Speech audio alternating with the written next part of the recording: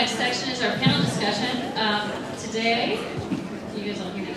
First, I want to tell you guys the microphones you have to point right at your mouths. You don't have to actually do anything. So, and I think they're all on.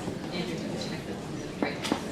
So we've got with us today, we've got Senator Josh McKoon, who is the chairman of Senate Judiciary. We've got Senator Fran Millar, who is chairman of Retirement, which isn't really our age group today, but It's not my age group either. not your age group either.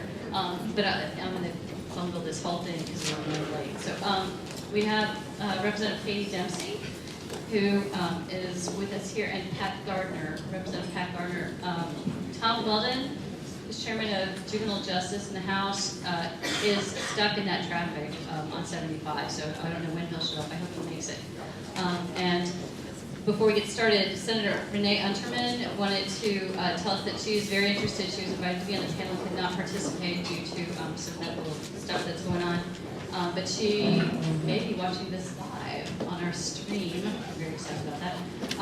But she just wanted to send her apologies to the crowd that she couldn't be here today.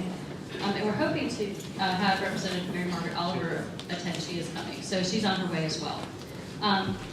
So without much further ado, I'm going to give each panelist about a minute or two to do a quick, very quick run through of what you see coming for children's issues in the course of the legislative session. If we can start with you, Senator McKoon, would be great.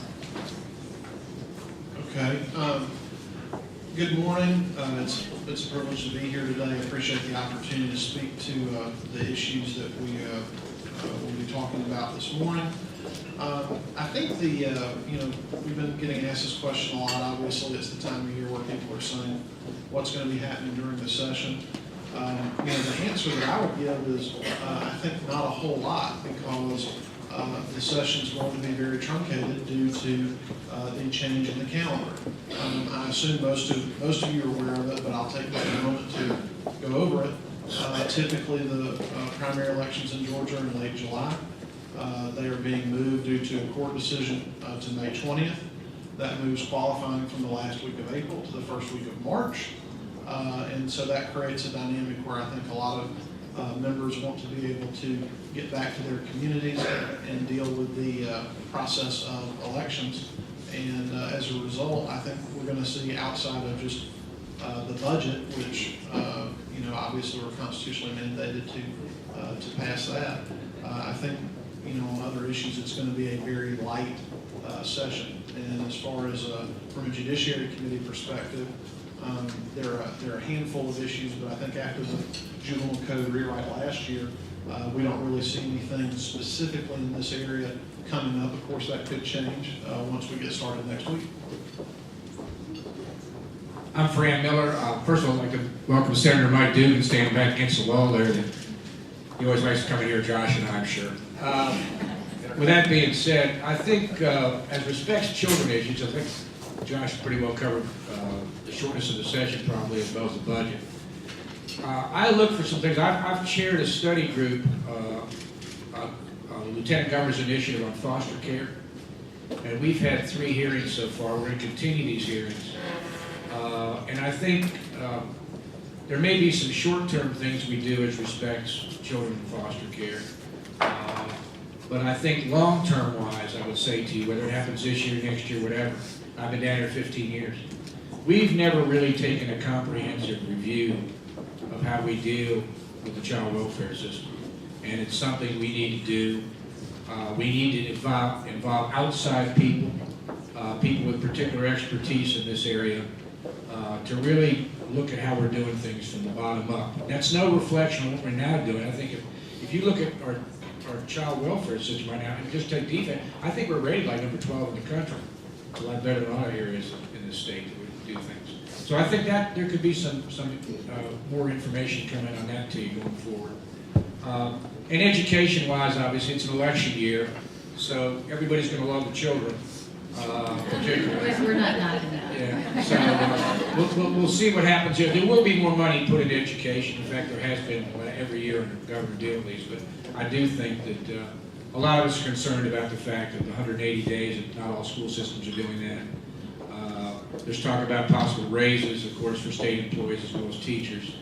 So, again, I'm not sure exactly, but I would have to agree with Josh that at the end of the day, other than the items that you read about in the newspaper, i.e. guns, there will probably be less controversy than in traditional sessions.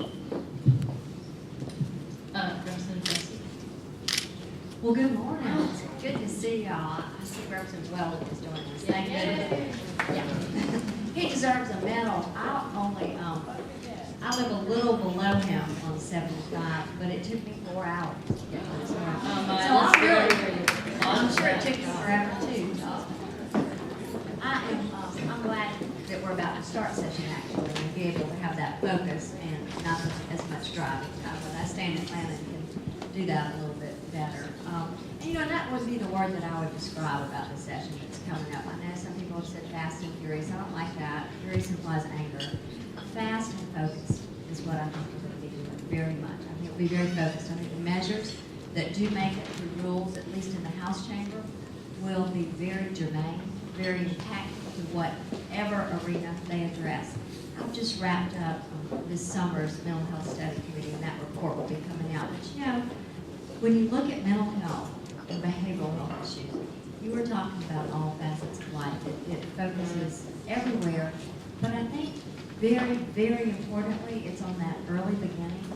So I think, at least from my perspective, I plan to continue to work harder on all of the components that fall into early indicators, early education, early intervention, everything we can possibly do, because those are the things that become much more costly in dollars, but even more devastating is costly in lives and what a person is capable of doing.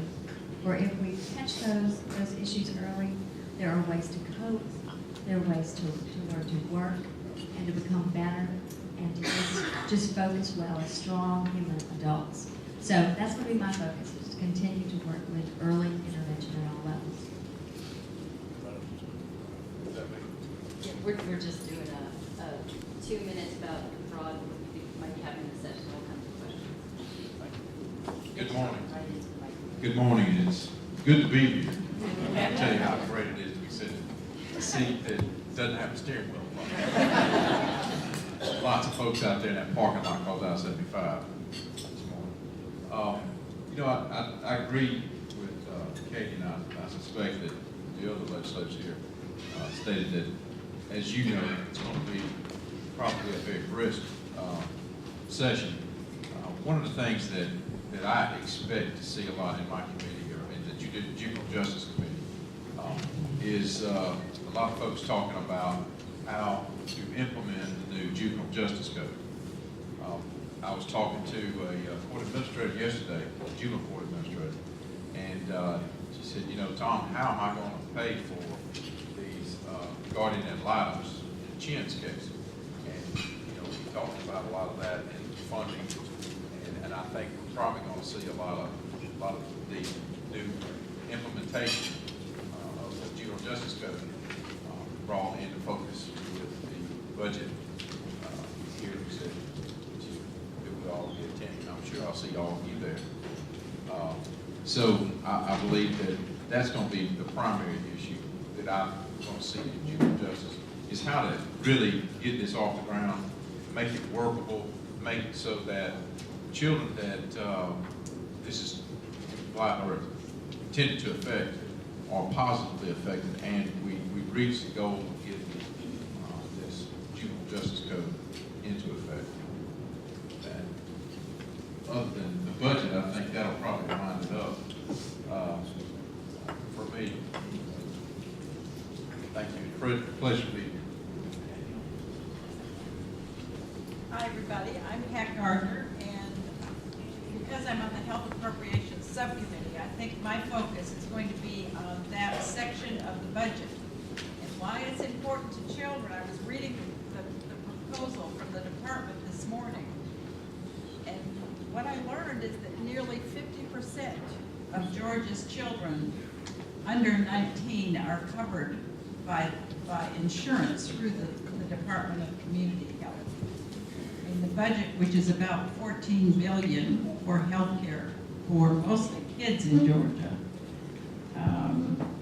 What's also interesting about that 14 billion is that 2.9 billion is the state contribution. The rest is federal money that comes to pay for health services in Georgia.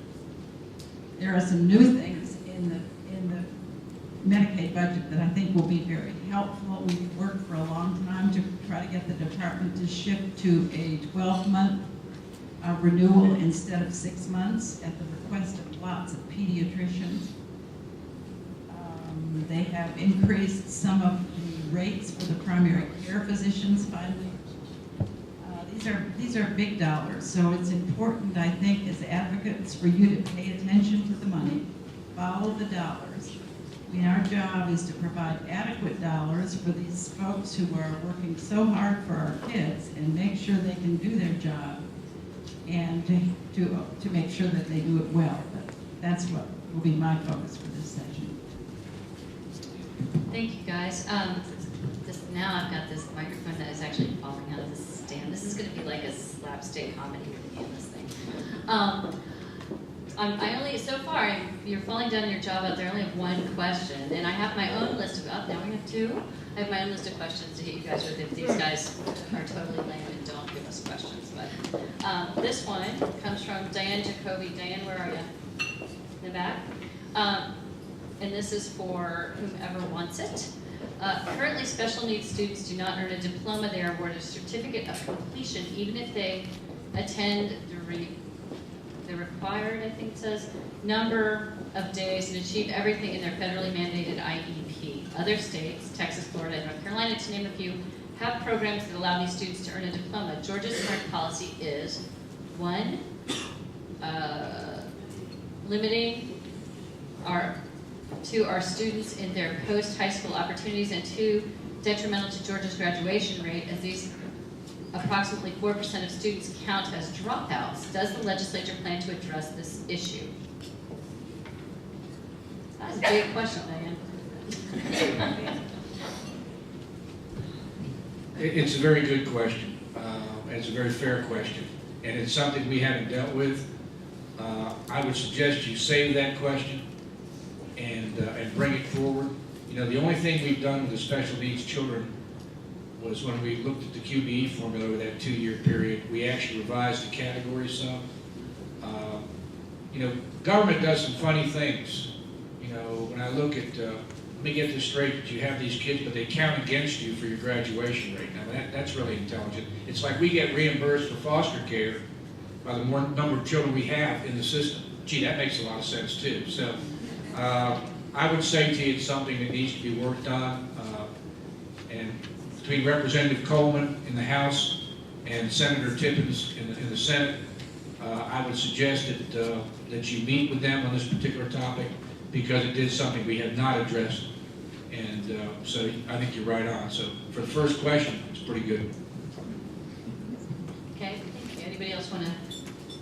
Nope. Okay, here's the second question from Marilee Gover. Healthy mothers, healthy babies who are here.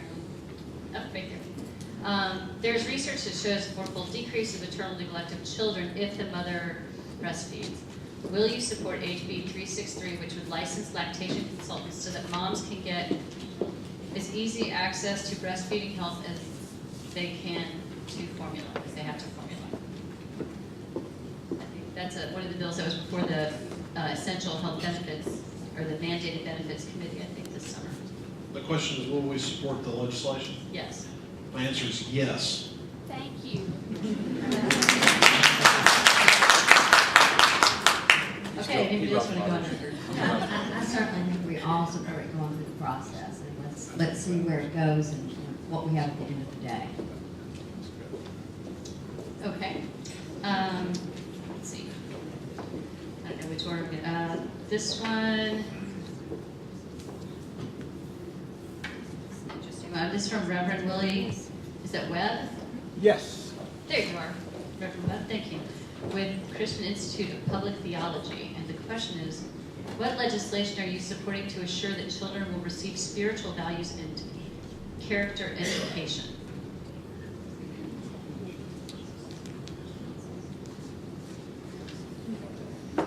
Then I'll grab the microphone and. It's awful quiet for my house group over here. I'm not aware of any legislation. You got something? Well, Josh has got something. He was just dropping by. Well, you know, that's a difficult issue to address when you think about legislation. You know, I'll tell you what I do personally, and that may be more indicative of what my perspective and philosophy about that. You know, I sponsor children with my church. I go to church. I take my children to church. I make sure that they get the Weldon indoctrination. You know, and that's me. I'm a dad, and I see to it they get it. I think we need more requirements for fathers to be involved, to take affirmative steps, to see to it that their children are done that way, or trained and educated that way. So, you know, it's hard to answer that question otherwise, but I'm trying to take my kids and do them that way, and I sponsor other children that way. So that's my perspective on that. I'm not sure if that's an answer. Senator McKoon. Reverend, there's a Florida legislation that I'm looking to introduce this year. It was passed and signed into law by Governor Rick Scott down there in 2012. It allows students to read and recite inspirational messages at non-compulsory school events, athletic events, graduations, things of that nature. I think a big part of the problem has been that there's confusion because of a number of court cases about what is and is not allowed in those settings. And so I'm looking to bring that legislation, identical legislation, forward this year. Thank you. I'm going to ask this next one, Representative Dempsey, because you have to scoot in just a second. This one's from Mary Frances Williams, the Georgia Child Family Collaborative. What can we do to ensure passage of the Family Care Act, HB 290? Well, thank you. That's an excellent question, too. I know many of you in this room are champions for that effort. It is going to travel this year. I think we have to go back in the House and reintroduce it again and start over. It made it to rule, not out of rule. And, you know, measures like this take a little while. Mary Frances has this over here too, these little cards to help you if you want it for yourself or if you want to share them with someone. You know, this is such an important measure that will create transparency between employer and employee. Often today, parents are put in a position to not be honest, whether it's with a school and they take their child and the child is sick, so then everyone else becomes sick because that parent must be at work. Or if they have an older parent that they have taken care of themselves, or a spouse that needs to go to the doctor, that needs some help. That inability to be able to honestly say, I need to use my sick day to take care of someone else in my immediate family. That I'm giving it up. I understand the policy. But in places when you are placed where you either have to decide to keep your job or lose your job to do the right thing, we need to not put anyone in that position, I don't think. You know, it needs your voice to go with it, and I know y'all have great voices, so that's what I would say. I think the question was, what will we do to help? Well, that's what you can do. You can speak to your fellow legislators. You can speak to anyone else that can help you speak to them as well. For numbers are important. Don't flood it. Don't send those emails that are just, you know, copies of other emails. This is such a personal, heartfelt issue that I think it is that one-on-one conversation that helps to clear up the challenges that this faces, that it does not make an employer add a sick leave policy if they do not have it. But if there is one in place, simply that employee be able to honestly look them in the eye and say, you know what, I'm not sick. I'm not going to lie to you and tell you or cough on the phone like forward and say I can't be there. I honestly need to take care of someone else I love today, but I really want to keep my job. So that's what it's about. I encourage you to pick up this information. I hope it will be one of those things that moves with intensity as we begin. So I ask you to not wait, not hesitate, but to help us do that.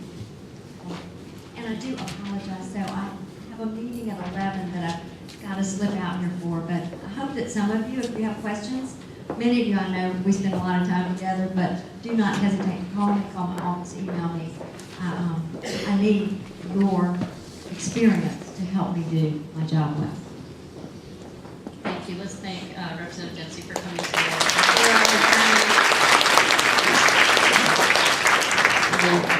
You know, 4 hours, you might have ended up someplace like more relaxing. This was very relaxing. Good to see y'all. Okay, let's move on. This next one is from Melinda Pruitt again, who gets a gold star for sending 2 questions to the front today.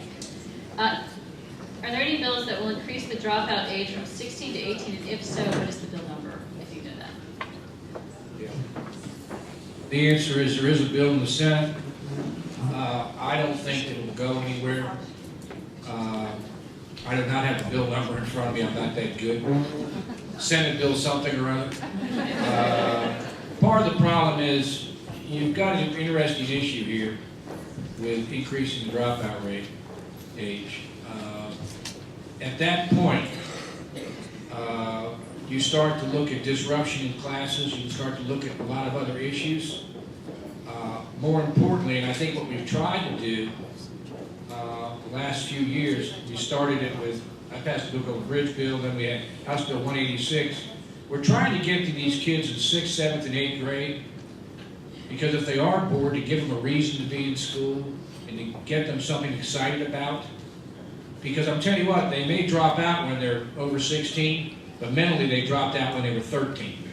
And we've already been through 3 years with them. So I think personally, from the standpoint of what we can do a better job of not concentrate on raising the age, if we do the right job in the middle school, we'll keep these kids in school, we'll show them, and that's one of the reasons you see the big emphasis in this state, both under Governor Perdue and Governor Deal, to go to give kids options besides 4 years in college. So here's my heresy for the day. Write this one down, Mike. Probably 35% of our kids ought to be going to a 4-year college. Look at your graduation rates. 56% graduate from a college after 6 years. Really? Let's quit kidding our parents, let's quit kidding ourselves, and let's get kids so that they become productive citizens. Thank you. That's your only heresy for the day. You know we're so It's just the first one. Just the first one. Representative Mary Margaret Oliver has just arrived and has just, I think, a few minutes to spend with us. So we've gone through and had everybody say their minute or 2 about what they expect this session, and now's your turn. Thank you, and I apologize for being late. We have a little cityhood issue in the cab going on the other side. You're all invited to come on over and join us. Thank you to Voices for everything we do, and I appreciate all of you showing up to say you're willing to come down again to the 2014 General Assembly session and help. First, I want to say congratulations to Governor Nathan Deal for the appointment of Ashley Wilcott to the Office of Child Advocate. I've known Ashley for a dozen years. Professional quality, has a lot to bring to the table, and I'm very pleased with the governor's appointment. I also ask that, and I've already talked to Ashley and others in the governor's office about this, House Bill 705 that I have pre-filed removes the child fatality review task from the Office of Child Advocate and suggests that it be placed with the Office of Public Health. I think that as an epidemiological exercise, as a data sharing exercise, and for the real purpose of child fatality review, which is prevention, that we can do a better job with that task. I was the original author of the child fatality review a good while ago, and I have a right, I think, to say what was the dynamic and the purpose when we passed it, what's the dynamic and the purpose today, and have we achieved our legislative goals, and how can we move forward. Additionally, in 705, and then I'll hush, are issues that I hope are going to resolve artificial and improper barriers to data sharing among a wide variety of social service entities doing research for the purpose of improving our service delivery models. Confidentiality is a fairly recent legal concept in the context of social service information. It didn't begin 100 years ago. It began really 30 years ago or so. So we've passed a lot of those statutes. We've made some mistakes about data sharing in our statutes. And 705 is my first effort to try to clarify and correct some of that, and there's a lot more work to do. Where should data be shared? And for what purpose? And that's the discussion that I wish 705 to bring to the table, along with a good discussion on child fatality review. So that's one of my missions for 2014, along, of course, with our budget, which is the most important thing we do. And thank you again, the Voices, and I apologize for my coming and going activity this morning. It's fine, thank you. And I might add that there's a little flyer out on the table. The Barton Child Law and Policy Center, as well as I believe Annie Casey and we are helping with streaming. There's going to be an event on the 31st of January about the Year of Openness, which talks a lot about confidentiality. It's a panel discussion that's being moderated by Melissa Carter. Should be very interesting. I think Tom Rollins is on it, and Alan Judd from the AJC. Judge Deal will be there for a short part-time. I think he has another commitment that one. He's going to open it up, and I'm trying to remember who the last panelist is. Anyway, there's a flyer out there to help you guys and to make an excuse for my terrible memory. Okay, so moving on to our next bunch of questions. You're doing much better, audience, with so many questions. I have to take this one because this one is from my boss, Pat Willis, who's sitting in the back. Accountability for graduation rates measures completion in 4 years. That seems to create a disincentive for schools and kids to commit to children who fall behind. Would you support changing the measure to reward schools when children graduate in 5 or 6 years? I guess I get it first. Our problem is this, heresy number 2. For years, we have told parents that we have certain graduation rates based upon this methodology or that methodology. Everyone has now gone to the cohort methodology, where how many kids start in 9th grade, how many end. Now, is it perfect? No. Does it, the question that came up with the kids with disabilities, okay, or people with GEDs or whatever. It's not perfect, but the ultimate thing at the end of the day with a graduation rate, it's a comparison vehicle. How are you doing? How do we measure, okay, versus our peer group? When I say our peer group, it's the rest of this country. And I think, you know, that statistic, much like the SAT, where you rank with that, is misused a lot. But I think the main thing that we need to look for, particularly in our state, is are we improving with a common methodology? I think we jumped a couple of points this past year. That's pretty good. It's not perfect. We have a long way to go. And particularly we have a long way to go because we have such disparity between, for example, Caucasian children, African American children, Hispanic children, etc. So it gives us, you know, whether you like No Child Left Behind or not, what it did, it made us disaggregate the data. And when I grew up, the dummies went to shop, and we forgot about it. We can't do that anymore, okay? These kids that are dropping out, the question was asked about the 18-year-olds, 17-year-olds, and why I believe why we should only have one diploma. You didn't ask that question, Pat, because otherwise you get the stigma problem, okay? And if we can get kids certificated and they got basic knowledge and they can read and do mathematics without a calculator, okay? And they can be productive again. So I don't think that we're going to change off of that thing simply because it's one measurement tool, but let's be consistent, okay? You know, I think it's time for us to look not just at graduation rates, certainly they're important, but it is time for us to start earlier. I mean, we need to look seriously at the pre-K programs and the other programs that would be available in the schools to help kids with social emotional problems that keep them from learning. You know, if you're sick, it's pretty hard to learn. It's time for us to put some kinds of services, make them available to kids in some of these low-performing schools who are struggling in so many ways, and we wonder why they don't stay in school. It starts really before kindergarten. It continues in kindergarten and the first grade, and if those social emotional issues don't get resolved for them, who knows whether they're going to be able to learn by the third grade. So I applaud the focus on graduation rates, but I think it's important for us to focus on what will bring long-term success for our kids. Thank you. I'm gonna ask this next one, unless you agree. You guys good? Okay. This comes from Sherry Williams. Vacation. Oh, do you? I'm sorry. Okay. To help decrease the dropout rate, would you consider, and I guess this is a question for everyone, would you consider legislation that will revoke driver's licenses of teens who drop out of school, as they do in states like Indiana, which almost diminish their dropout rate? Well, that, I would have to see very firm evidence on that.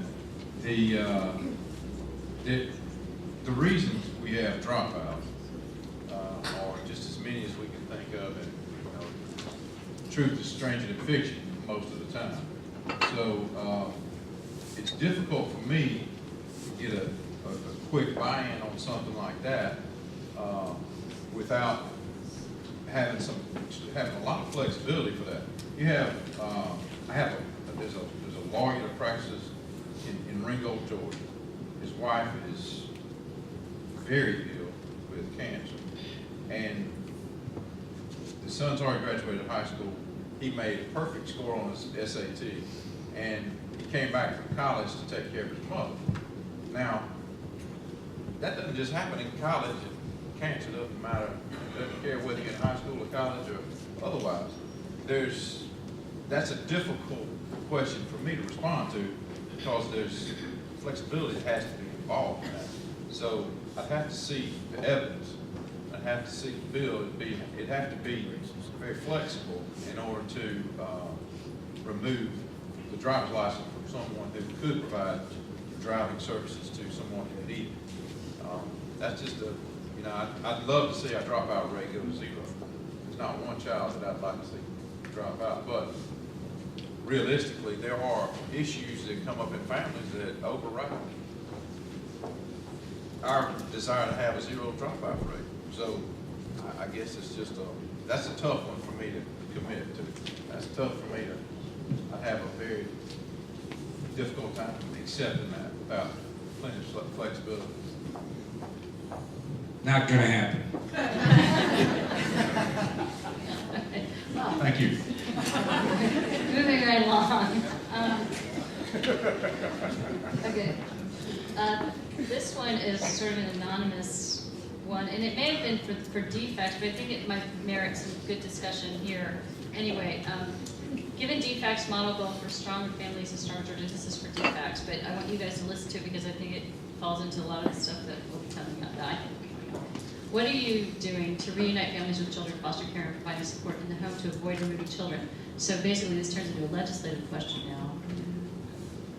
Looking at all of the stuff that's going on with defects. And you were talking about foster care a little bit, Fran, and I would love to hear both sides talk about. I guess since we've had this working group under Lieutenant Governor's auspices, I think one of the things you learn very quickly that we've got a lot of issues from a standpoint of, and this isn't a reflection on defects. Obviously, the governor called attention to it when he said he's going to put more money in the system over the next 3 years, number one. Number two, we need to look at the system. I don't know personally if we return too many kids to their families.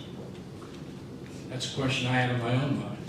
I have a question of when I got a 30-year-old caseworker with a master's degree, and I'm looking at a situation where I've got a child, one person looking at that child plus foster parents, versus if I have them in a community-based setting or some of these private entities that I've looked at, which may have 4 or 5 people, because most of these children have more than one issue. Okay.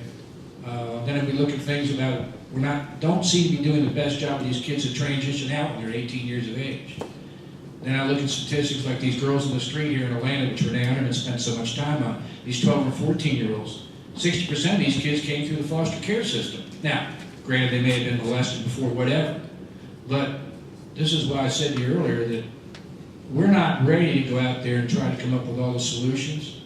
In talking with defects, I'm not sure if we've got a real hand on all the best practices. So in working with people, these foundations, that we've got smart people, that this is what their business is, if you will, Annie Casey, other people such as that.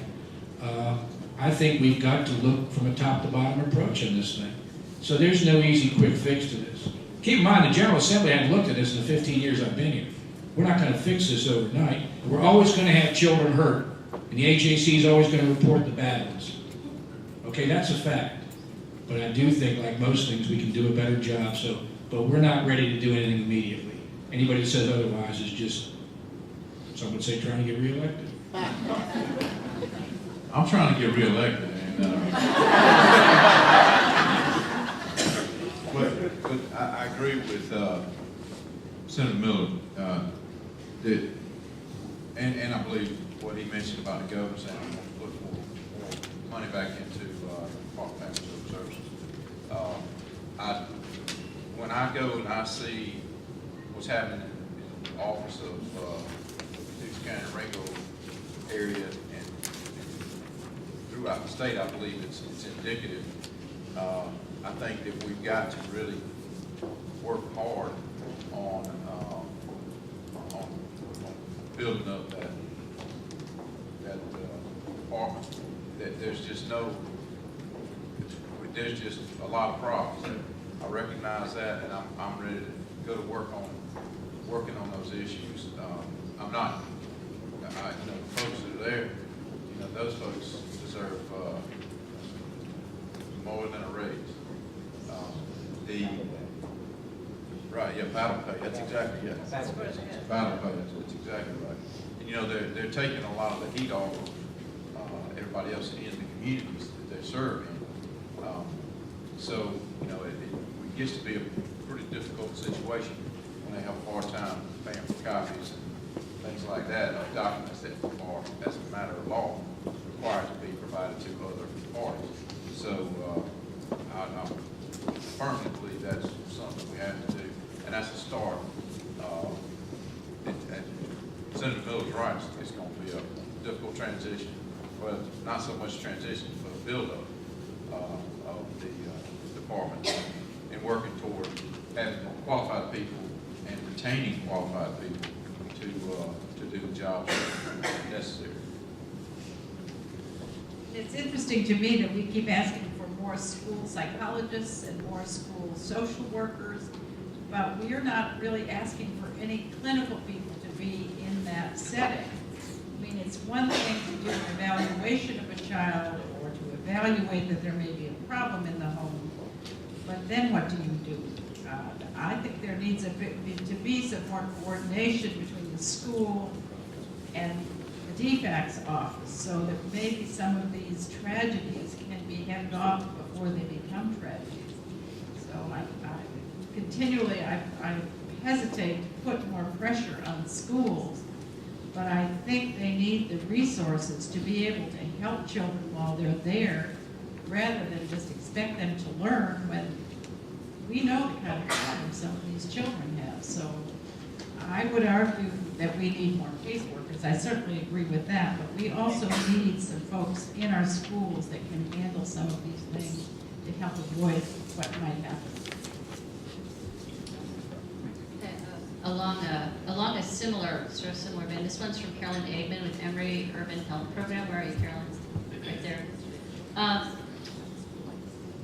One way to help children have best access to physical, mental, behavioral, dental, and other care through school-based health centers. Is this a 4 or a 9? 34 counties are in the process of planning to develop school-based health centers. What do you advise or advocate to do to expand school-based health centers in Georgia? And I guess that would have to be a legislative question.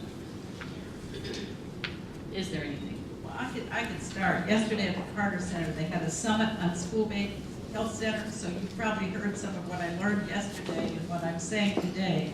but it is very clear that some of the barriers to getting help for kids with social and emotional problems lessen if they can get some help while they're at school. And again, we know that if you are troubled, sick, it's pretty hard for you to learn how to read. So it's real important for us to begin thinking about how we're going to change the system. There are some school-based health centers, one in Atlanta at the Whiteford School that is very helpful. I mean, the parents take their children to school because that's where they can get some health care. It's too bad that that's true statement about our healthcare system, but it is the fact, and it is not just a problem in low-performing schools. Some of the schools, one of the next schools that they're working on is Milton School, which is up in North Fulton, which has a somewhat different population than Whiteford, but it certainly would be helpful to have more than school social workers and school psychologists, but people with clinical skills that could really help this population before it gets to be a serious problem. Sorry to sound like a broken record, but it was a very persuasive set of documentation about how this can work. Yeah, I'm gonna take moderator's prerogative again. I know this is so self-serving, but I would like to hear from our judiciary folks who are here about budgetary stuff regarding DJJ. Would like to see, is there any? Do you guys have anything to say? Are we looking to? So you want the real people to remain silent, not the lawyers, right? Right. No, just you. Stop. Just kidding.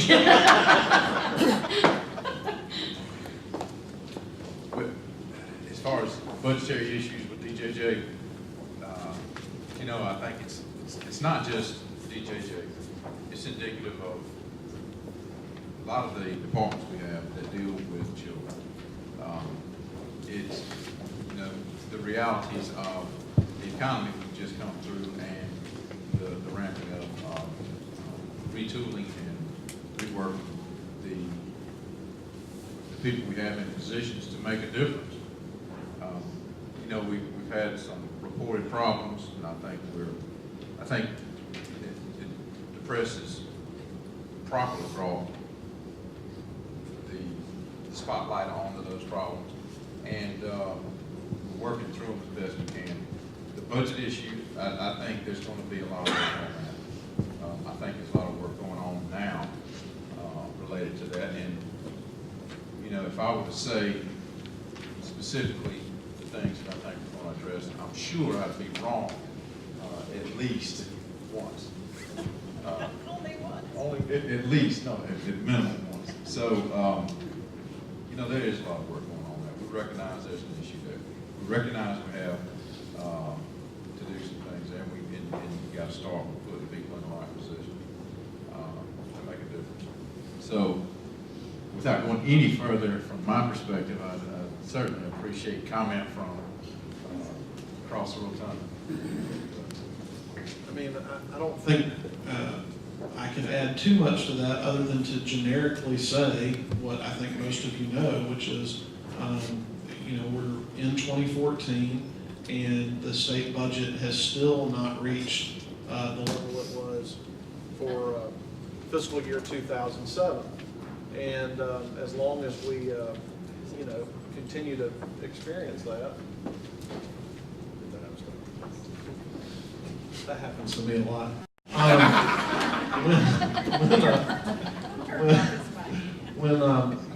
As long as we're in this situation where we still have not seen spending levels return to where they were in fiscal year 2007, I think we've got to anticipate, budgets are going to continue to be tight, and it's going to be continue to be a difficult situation to manage. So I don't really have any specific comments other than to say I think we are still very much in a tight budgetary situation, and I wouldn't anticipate significant changes this year. Okay, we're getting down towards the end of our morning, and we have like 2 minutes, but we might squish into like 4 minutes by the time everybody says goodbye. But I'm going to ask one more question. The Parent Empowerment Act. This one is from Dr. Detrius Jones. Did I say your name right? Yes, Detrius. Detrius, thank you. Parent Empowerment Act. Has the Senate made changes in the original bill? If so, what are the changes? What's the bill? The Parent Empowerment Act? Trigger. HB Parent was trigger. very- Parent trigger. Oh, the Parent Trigger Act. This is a bill where basically a certain percentage of parents say that they would like to replace the local school people, and they can do it. It's been done in California. I'm going from memory, bear with me. A couple of other places, California. It's being looked at. Again, I don't anticipate at this point anything happening with it in the upcoming session. I would refer to you, I think Senator Albers originally had a bill on that. I forget whose name's on the bill right now. I'm going to refer you to them. But I don't know if there'll be anything done in this current session. Okay, we are at the end of our time. We have still a couple of questions left, but I would recommend you guys approach the lawmakers afterwards to ask, I'm sorry about the time being so switched up. If you would, I would love to hear just 1 minute from each of you on the way about what you could use from child advocates. I mean, we are here to help you as well as you're here to help us. So we'd love a directive from you about something that you think we need to work on or a way that we can be helpful to you. Mine's real simple. I looked at it a number of years ago and it got lost when I was moved from the House to the Senate. I was House trained, just for the record. I would have challenged to the child advocates in this room, starting with voices and other people. I believe, when it's all said and done, the thing we talked about most here today was the budget. And I believe it's very important that our lead agencies that deal with children, you that deal with the children, that you help develop a children's budget inside the big budget. It's been done in other states. It lets you know where the dollars are going, state and federal. It'll help you determine, are we getting a bang for our buck from an outcome standpoint? And so I think we in this state, particularly with the people that have a vested interest in this, get together and look and see what we can do to develop a children's budget, where the money goes to kids in this state, what it's for, and you may find out we might actually have a little bit of duplication. And maybe we can all do a better job. But as advocates, I would suggest that was something that you all could initiate, and we at the General Assembly will work with you, but I do think you probably know a lot more about this than I do.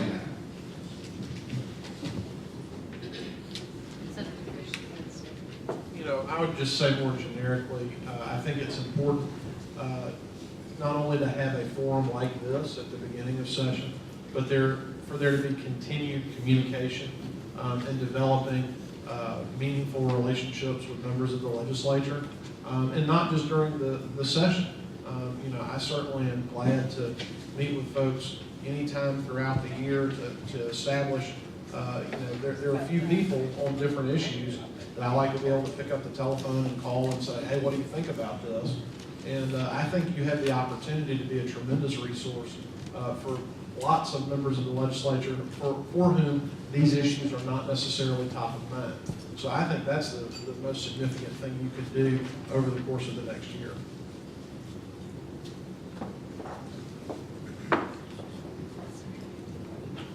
The thing that I believe is sometimes it's easy to get lost in the difficulty in the bad economy, the shortfalls we've had, is that this is really an opportunity for us to examine our philosophical positions, to examine our effectiveness, to take the opportunity to take this difficulty we've been placed in and see how it challenges us to work through the problems and issues in a very fundamental, practical basis. I've seen a lot of wasted money outside of state, and my job as a state representative, and I've never ever seen merely throwing money at a problem to be anywhere close to a solution. Clearly, we have positions that need to be filled so we can have manpower, boots on the ground to take care of the issues we're facing. But it's never a solution to just throw money at a problem. Proper, well thought out, planned solutions and a plan to alleviate problems is the answer. Then once we have that coupled with the manpower to answer the problem, to fix what's going awry, then we can move forward with that. And that's where we need you. It's not only us who have to have a philosophical change. It really is more you, because you are the boots on the ground. You are the people who see day in and day out what happens in the juvenile courts, in the Department of Family and Children's Services. And you're the ones that we need your input, and we need you to help us find solutions. And it's not just money. It's going to be coupled with well thought out plan to alleviate the problems. Thank you. I agree with Tom that we really need you to help us understand how to make our tax dollars work effectively. But I can't resist showing you just two budgets. I'm sorry you can't see them, but this is the budget for DCH, which shows the total appropriation of probably $15 billion. $12 billion comes from the federal government. 2.9 comes from the state.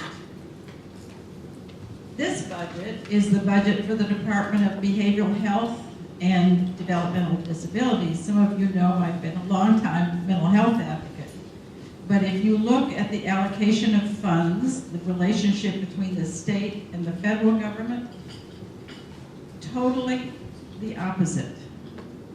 $955 million of state dollars and only $204 million of federal dollars. Why is that? These are adults who ought to be eligible for Medicaid.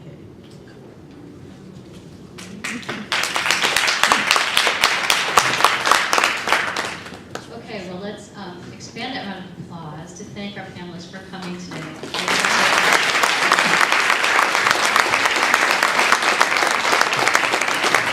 And I want to have another round of applause for thanking them for being so straightforward and honest on all counts. We really, really appreciate that from all of you.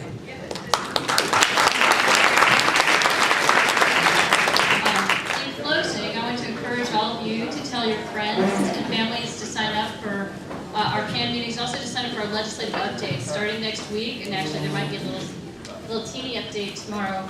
I send out a weekly update of bills that are child relevant, just so you can keep up with who's dropping which bills and where they are in the system. Very short summaries. Also, we will have, for those folks at the Capitol, we have closed-door meetings we will be having them every Tuesday, starting the second Tuesday of the legislative session. I forget what the date is. But those will be held in room 123 at 10:30 in the morning, every Tuesday, starting the second Tuesday of the legislative session. They are closed door. They are very down and dirty, practical meetings. They're not like this. But if you're at the Capitol and see something on the ground, want to know what's going on with children's bills, child-focused legislation, come on down. And thank you again for taking your morning.